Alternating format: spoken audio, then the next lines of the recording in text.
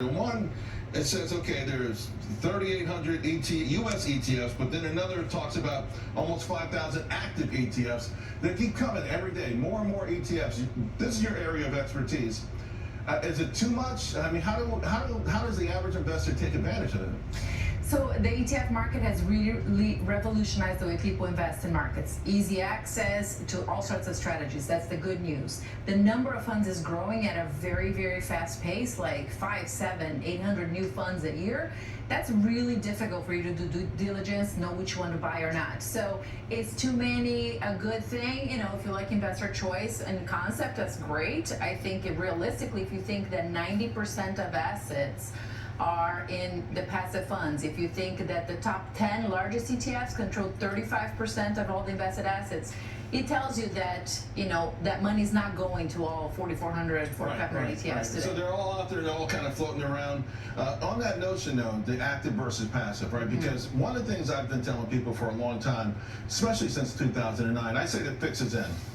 In other words, the market goes up. People get paid. A big chunk of their check goes into the stock market, goes into passive funds. Passive funds invest in the biggest stocks. The biggest stocks get bigger in part because all the money goes. It's just a positive feedback loop. And ETFs seem to play a big role there. Well, you know, most of the ETFs started passive index tracking, and you think about market capitalization, S&P 500, you own the 500 largest stocks. But index creation has really evolved. There's a lot of really interesting thematic indexes, very specific, different index, different weighting schemes away from market capitalization.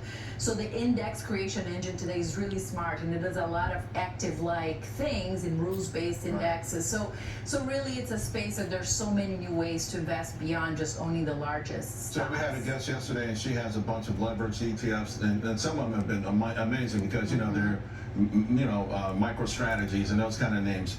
6.6 billion into leveraged ETFs, record inflows. What do you say to folks about those? Because right now, if you're in the right one, it's just amazing. Yeah, I say be careful. You know, it's really exciting, the idea that if you buy a 2x leverage ETF, you're going to get twice the gains of that stock. The thing is that, you know, things go out, they compound on the way down as well. So if you think about NVDL, for example, which is a 2x NVIDIA ETF, NVIDIA stock is up 10% this year. That ETF is down 6%.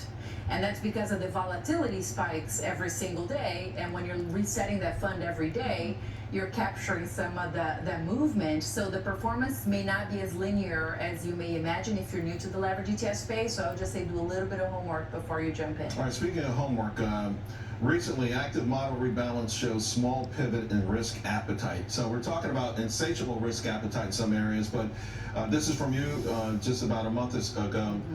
To small caps.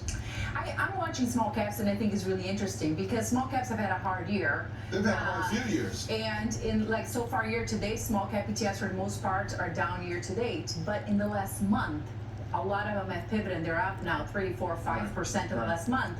And I'm wondering, is it because of things like the big beautiful bill and, you know, regulatory lending rules changing, things about, is this fostering a sentiment that growth is picking up? Domestically focused growth, right? Because small caps are all about the domestic growth. So is it showing confidence in potential growth ahead? So we're seeing that pivot in performance. Is it because folks are just betting on the valuations? You know, large caps today are at least 2.5x value relative to small caps. So it's been interesting. It's a new trend, and I'm watching it, but I'm wondering what it says about the future. Yeah, I mean, I'm watching it too. It looks appetizing, to borrow your word, although I haven't really sunk my teeth into it yet. Thanks a lot. Thank you so much. Always appreciate you.